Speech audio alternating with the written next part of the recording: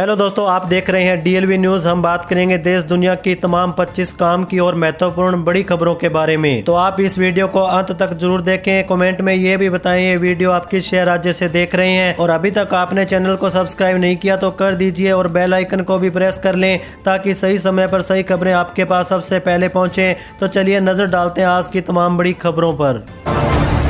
देखिए, पहली सबसे बड़ी खबर पश्चिम बंगाल में ईडी की कार्रवाई के विरोध में टीएमसी के सांसदों ने दिल्ली में केंद्रीय गृह मंत्री अमित शाह के कार्यालय के बाहर प्रदर्शन किया।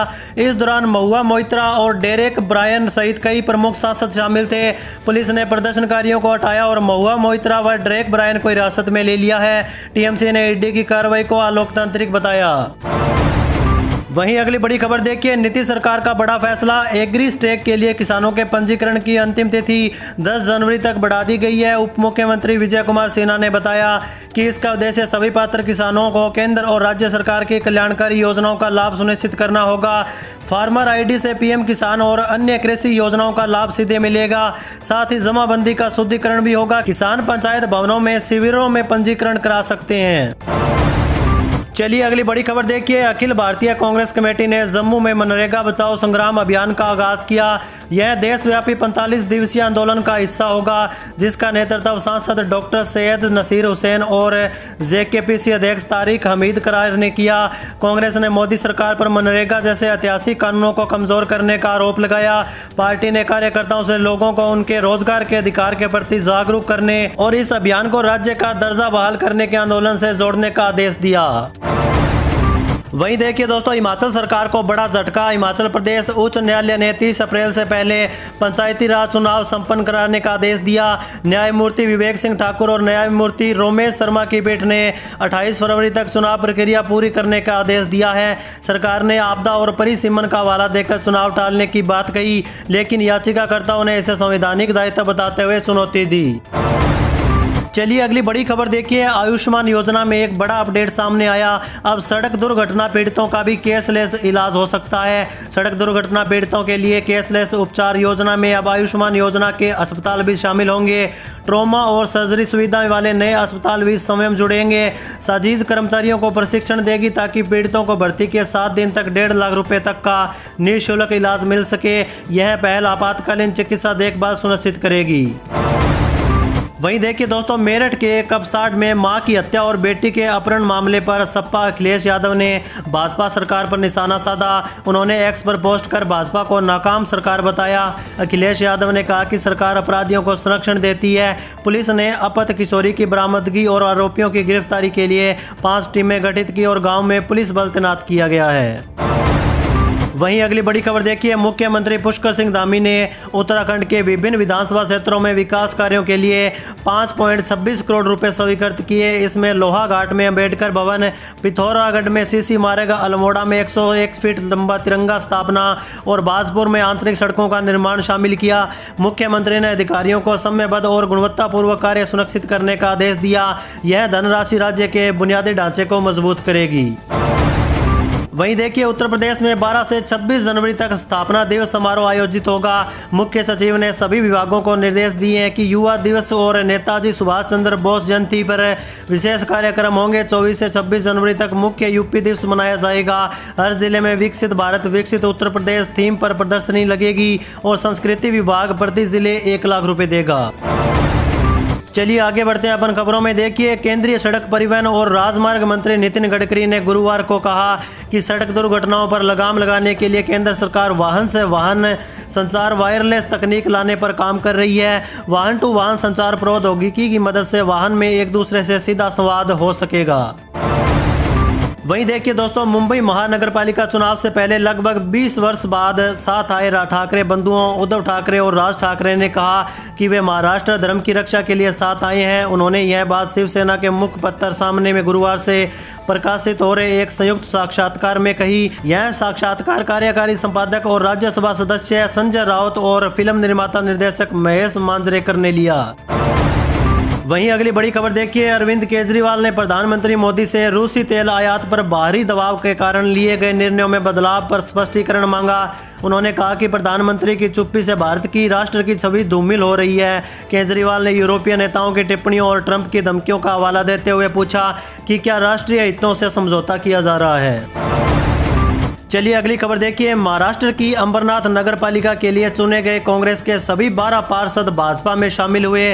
कांग्रेस द्वारा निकाले गए अंबरनाथ नगर पालिका में उसके सभी नवनिर्वाचित 12 पार्षदों ने गुरुवार को भाजपा का दामन थाम लिया। उन्हें चुनाव के बाद भाजपा के साथ गठबंधन करने के लिए कांग्रेस द्वारा पहले निलंबित फिर निष्कासित कर दिया गया था। महाराष्ट्र भाजपा के अध्यक्ष ने बुधवार को देर रात भाजपा कार्यालय में कहा कि यह कदम सत्ता की लालसा से प्रेरित नहीं है बल्कि विकास के प्रति साझा प्रतिबद्धता से प्रेरित है।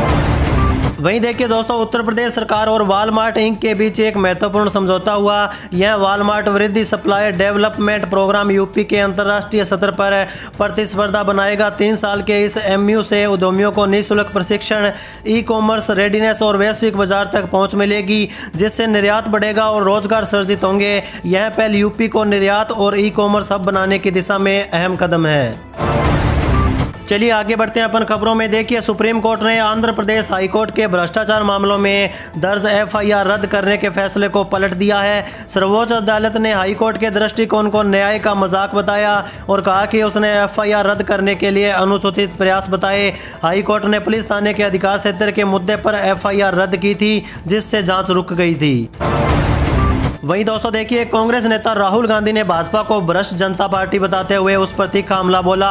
उन्होंने अंकिता भंडारी हत्याकांड, उन्नाव बलात्कार कांड, इंदौर में जहरीले पानी से मौतें और प्राकृतिक संसाधनों के दोहन जैसे कई मुद्दों पर भाजपा की डबल इंजन सरकार को घेरा। वहीं अगली बड़ी खबर देखिए, लैंड फॉर जॉब घोटाले मामले में लालू प्रसाद यादव की फैमिली को बड़ा झटका लगा। कोर्ट में लालू के पूरे परिवार पर आरोप तय हो गए हैं कि परिवार के मुखिया लालू यादव और उनकी पत्नी राबड़ी देवी और बेटी मीसा भारती पर आरोप तय कर दिए गए। इसके अलावा बेटे तेज प्रताप, बेटे तेजस्वी और बेटी हेमा के खिलाफ भी आरोप तय हो चुके हैं। और ये भी जान ले कि लैंड फॉर जॉब मामले में कुल 98 आरोपियों में से 52 लोगों को कोर्ट ने आरोप मुक्त भी किया। चलिए अगली बड़ी खबर देखिए, बिहार से अप्रैल में खाली होने जा रही राज्यसभा की 5 सीटों को लेकर इंटरेस्टिंग राजनीतिक तस्वीर सामने आ रही है। इन 5 सीटों में से अभी 4 एनडीए के और 1 महागठबंधन के पास है। अप्रैल में होने वाले चुनाव में मौजूदा संख्या बल के हिसाब से एनडीए 4 सीटों पर जीत सकता है, जबकि 5वीं सीट के लिए जोड़ तोड़ और तिकड़म होने की संभावना है। इस बीच महागठबंधन की एकता पर उठे सवालों ने इस 5वीं सीट का मुकाबला रोचक बना दिया है। वहीं दोस्तों देखिए, भारत और बांग्लादेश के बीच वीजा को लेकर तनाव और बढ़ चुका है। बांग्लादेश ने भारतीय नागरिकों के लिए वीजा प्रतिबंधों को और सख्त करते हुए गुरुवार से कोलकाता, मुंबई और चेन्नई स्थित अपने डिप्टी हाई कमिश्नरों में भी वीजा सेवाएं सीमित कर दी है। यह जानकारी बांग्लादेश के प्रमुख अखबार ढाका ट्रिब्यून ने दी है। चलिए आगे बढ़ते हैं अपन खबरों में। देखिए, केंद्रीय गृह मंत्री अमित शाह ने एनएसजी मानेसर में national IID data management system का वर्चुअल शुभारंभ किया।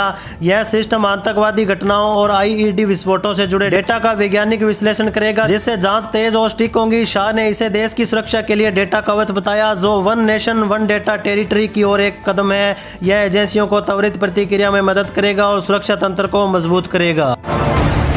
वहीं देखिए दोस्तों, उत्तर प्रदेश में शासन के निर्देश पर ग्राम पंचायतों की आय बढ़ाने हेतु राजस्व खातों को क्यूआर कोड से जोड़ा जाएगा।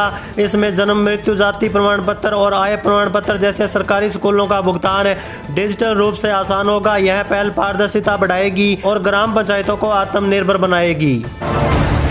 चलिए अगली बड़ी खबर देखिए, उत्तर प्रदेश में गुरुवार से मुफ्त राशन वितरण कार्यक्रम शुरू हो चुका है। सभी जिलों में कोटे की दुकानों से राशन मिलेगा।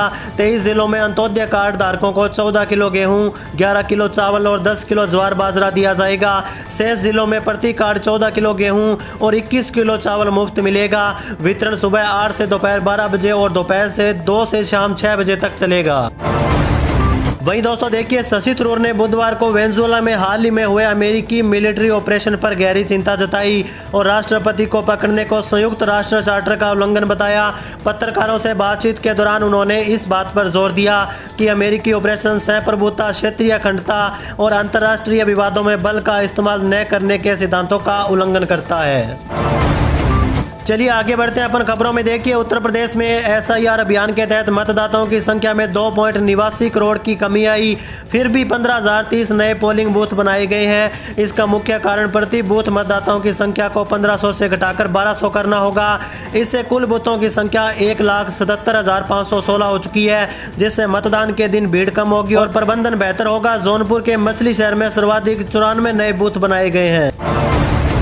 वहीं अगली बड़ी खबर देखिए, दिल्ली विधानसभा का शीतकालीन सत्र तीसरे दिन भी हंगामे की भेंट चढ़ा। भाजपा विधायकों ने नेता प्रतिपक्ष आदिसी पर सिख गुरुओं विशेषकर गुरु तेग बहादुर के अपमान का आरोप लगाते हुए माफी मांगने की मांग की। हंगामे के कारण सदन की कार्रवाई स्थगित करनी पड़ी। 4 कैबिनेट मंत्रियों ने आदिसी की सदस्यता रद्द करने और आपराधिक मामला दर्ज करने की शिकायत भी की।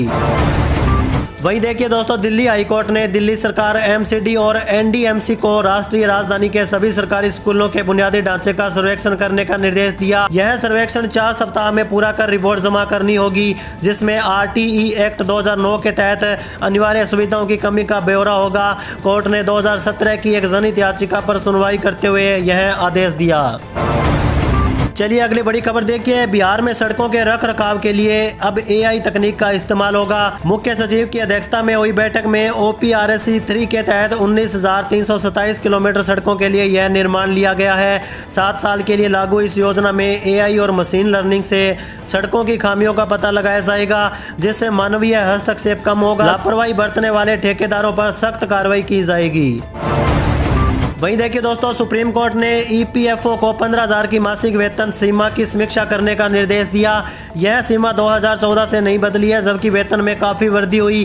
केंद्र सरकार को 4 महीने में फैसला लेना होगा। इस कदम से कर्मचारियों की सेवानिवृत्ति, बचत और पेंशन लाभ में वृद्धि हो सकती है, क्योंकि नियोक्ता का योगदान भी बढ़ेगा। वहीं दोस्तों देखिए, उत्तर प्रदेश में जनगणना 2027 की तैयारियों को तेज करते हुए सभी जिलों में जिला स्तरीय जनगणना समितियों का गठन किया गया। इन समितियों की अध्यक्षता जिला अधिकारी करेंगे, जिसमें मुख्य विकास अधिकारी और नगर निगम आयुक्त सदस्य होंगे। यह समितियां 1 जनवरी 2026 से 30 जून 2027 तक जनगणना से जुड़े सभी प्रारंभिक कार्यों, प्रशिक्षण, मकान सूचीकरण और आंकड़ों के प्रकाशन का प्रभावी ढंग से संचालन करेंगे।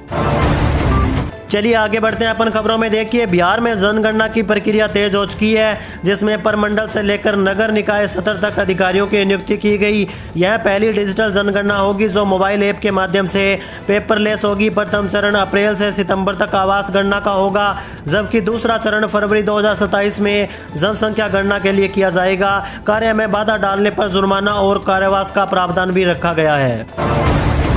वहीं दोस्तों देखिए, भगवंत मान सरकार ने सिख पंथ की दशकों पुरानी मांगों को पूरा करते हुए श्री अकाल तख्त साहिब, तख्त श्री केसगढ़ साहिब और तख्त श्री दमदमा साहिब से जुड़े शहरों को पवित्र शहर घोषित किया। इन शहरों में शराब, तंबाकू और मांस पर प्रतिबंध लगा दिया गया है। सरकार ने श्री तेग बहादुर जी के 350वें शहीदी दिवस को बड़े सत्र पर मनाया और उनके चरण स्पर्श वाले गाँवों को विशेष अनुदान भी दिया। इससे धार्मिक पर्यटन में वृद्धि होगी। वहीं अगली बड़ी खबर देखिए, अनुराग ठाकुर ने जी राम जी योजना पर कांग्रेस को घेरा। उन पर भ्रम फैलाने और गांधी के नाम का दुरुपयोग करने का आरोप लगाया। उन्होंने कहा कि पुरानी व्यवस्थाएं जैसे जवाहर समृद्धि योजना भ्रष्टाचार का अड्डा। अनुराग ठाकुर ने बताया कि मोदी सरकार ने तकनीक, AI और डिजिटल हाजिरी से पारदर्शिता लाई, जिससे बिचौलियों की भूमिका खत्म हो चुकी है और भुगतान भी सुनिश्चित हुआ। वहीं दोस्तों देखिए, राष्ट्रीय राजमार्ग ने टोल प्लाजा पर बिना फास्टैग वाले वाहनों के लिए UPI भुगतान की सुविधा शुरू कर दी है। अब वाहन चालक QR कोड स्कैन करके 1.25 गुना टैक्स देकर निकल सकते हैं, जिससे 2 गुना शुल्क भरने से बच सकेंगे। यह व्यवस्था कुशीनगर के हतीमपुर मुजाना टोल प्लाजा पर लागू हो चुकी है, जिससे वाहन चालकों और टोल कर्मियों के बीच विवाद खत्म होंगे और भुगतान भी आसान होगा। चलिए आगे बढ़ते हैं अपन खबरों में। देखिए, केंद्रीय स्वास्थ्य मंत्री JP नड्डा पश्चिम बंगाल विधानसभा चुनाव से पहले कोलकाता के 2 दिवसीय दौरे पर हैं। यहां पहुंचने पर उनका भव्य स्वागत किया गया। नड्डा प्रदेश भाजपा की नई कार्य समिति के सदस्यों के साथ बैठक करेंगे, जिसमें चुनावी तैयारियों का जायजा भी लिया जाएगा। वे डॉक्टरों से भी संवाद करेंगे। यह दौरा अमित शाह के हालिया दौरे के बाद हो रहा है, जो बंगाल में भाजपा की सक्रियता दर्शाता है।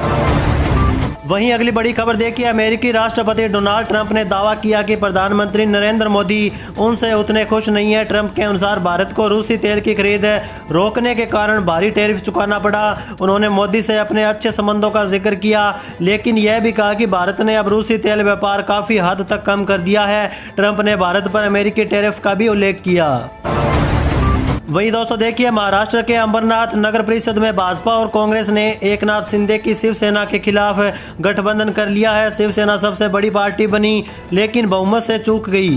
भाजपा ने शिवसेना से बात न बनने पर कांग्रेस का हाथ थामा, जिससे भाजपा पार्षद नगर अध्यक्ष चुने गए। शिंदे गुट ने इसे अभद्र युति बताया। देखिए अगली सबसे बड़ी खबर, भाजपा और शिवसेना ने मोहन भागवत के लव जिहाद संबंधी बयानों पर असदुद्दीन ओवैसी की टिप्पणियों की कड़ी निंदा की। भाजपा ने कहा कि ओवैसी के पास संघ प्रमुख को चुनौती देने का नैतिक अधिकार नहीं है, जबकि शिवसेना ने भागवत के विचारों का समर्थन किया। वरिष्ठ वकील अश्वनी उपाध्याय ने लव जिहाद को राष्ट्रीय समस्या बताते हुए दावा किया कि हर साल लाखों लड़कियां इसका शिकार होती है, जिससे भारत की जनसंख्या प्रभावित हो रही है। चलिए आगे बढ़ते हैं अपन खबरों में। देखिए, भाजपा ने कांग्रेस शासित कर्नाटक सरकार के अवैध प्रवासियों को आवास देने के फैसले का कड़ा विरोध किया। बेंगलुरु में हुए प्रदर्शन में बीबीआई विजेंद्र और आर अशोक जैसे वरिष्ठ भाजपा नेता शामिल हुए। भाजपा ने चेतावनी दी है कि यदि आवश्यक हुआ तो वे अदालत का दरवाजा भी खटखटाएंगे, क्योंकि राज्य की भूमि केवल कर्नाटक के लोगों के लिए है। उन्होंने मुख्यमंत्री सिद्धारमैया पर राजनीतिक लाभ के लिए भूमि का उपयोग करने का भी आरोप लगाया। वहीं दोस्तों देखिए, अखिलेश यादव ने भाजपा पर लोकतंत्र और संविधान विरोधी होने का आरोप लगाया। कहा कि एसआईआर के जरिए सरकार चोरी छिपे एनआरसी लागू करने का काम कर रही है और सत्ता का खुला दुरुपयोग कर रही है। चलिए इसी के साथ आगे बढ़ते हैं अपन खबरों में। देखिए, मुख्यमंत्री योगी आदित्यनाथ के नेतृत्व में उत्तर प्रदेश रोजगार प्रदेश के रूप में पहचान बना। कौशल विकास मिशन के तहत योगी सरकार ने 2026 के शुरुआत में 5 जनपदों में मंडल स्तरीय रोजगार मेलों के माध्यम से 1 लाख युवाओं को निजी क्षेत्र में रोजगार देने का लक्ष्य रखा। प्रत्येक मेले में 100 कंपनियां 20,000 युवाओं को नौकरी देगी, जिससे पलायन रुकेगा और राज्य की अर्थव्यवस्था मजबूत होगी। वहीं देखिए दोस्तों, उप मुख्यमंत्री सम्राट चौधरी ने बताया कि प्रधानमंत्री मोदी ने मुख्य सचिवों के साथ बिहार की परियोजनाओं की समीक्षा की। राज्य में 7.5 लाख करोड़ रुपए का निवेश चल रहा है, जिसमें 96% परियोजनाओं की बाधाएं दूर कर ली गई है। उन्होंने रेलवे, सड़क, टेलीकॉम और पावर सेक्टर सहित विभिन्न क्षेत्रों में हो रहे कार्यों की जानकारी दी और केंद्र सरकार के सहयोग के लिए आभार व्यक्त किया। चलिए अगली बड़ी खबर देखिए, हरियाणा के मुख्यमंत्री नायब सिंह सैनी ने कांग्रेस के मनरेगा आंदोलन को सिरे से खारिज किया।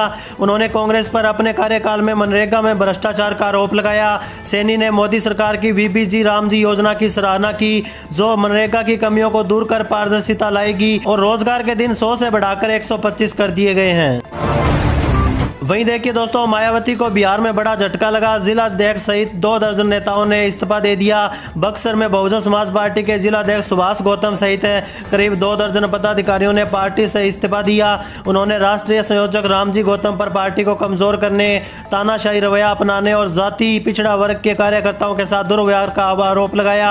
यह इस्तीफा अनिल कुमार के पहले के इस्तीफे और अभिमन्यु कुशवाहा के निष्कासन के बाद आया, जो बक्सर में बसपा के भीतर गहरे अंतर्विरोध को दर्शाता है। वहीं अगली बड़ी खबर देखिए, वृंदावन में इंस्टाग्राम पर दोस्ती के बाद एक युवक ने महिला को गेस्ट हाउस बुलाया और नशीले पदार्थ पिलाकर साथियों के साथ सामूहिक दुष्कर्म किया। पीड़िता की शिकायत पर पुलिस ने मामला दर्ज कर मुख्य आरोपी दीपक सैनी को गिरफ्तार कर लिया है। अन्य आरोपी जो कि है वो फरार हो चुके हैं, उनकी तलाश जारी है। यह घटना पिछले साल नवंबर में हुई थी, जब महिला को परिक्रमा मार्ग स्थित गेस्ट हाउस में बुलाया गया था। वहीं देखिए दोस्तों, बांग्लादेश में एक और हिंदू का कत्लेआम हुआ। बांग्लादेश में हिंदुओं पर अत्याचार लगातार जारी है, जहां पिछले 18 दिनों में 6 हिंदुओं की नृशंस हत्या कर दी गई। इनमें दिब्बू चंद्र दास, अमृत मंडल, बजेंद्र विश्वास, खोकन दास, राणा प्रताप बैरागी और शरत चक्रवर्ती मणि शामिल है। सोशल मीडिया पर भयावह वीडियो सामने आ रहे हैं, लेकिन यूनूस सरकार की निष्क्रियता पर सवाल उठ रहे हैं। चलिए आगे बढ़ते हैं अपन खबरों में। देखिए, रेल डिवीजन के स्टेशनों पर अब हेल्थ एटीएम लगाए जाएंगे, जहां यात्री मामूली शुल्क पर 16 तरह की मेडिकल जांच करा सकते हैं। रिपोर्ट मोबाइल पर आपको तुरंत मिलेगी। इसके अलावा hair cutting salon, mobile accessories counter और मसाज सेंटर भी खुलेंगे। उत्तर भारत में कोहरा कम होने से विक्रमशिला एक्सप्रेस सहित कई ट्रेनों का परिचालन सुधरा। साथ ही रेल यात्रा को झटका रहित बनाने के लिए पटरियों को भी अपग्रेड किया जाएगा।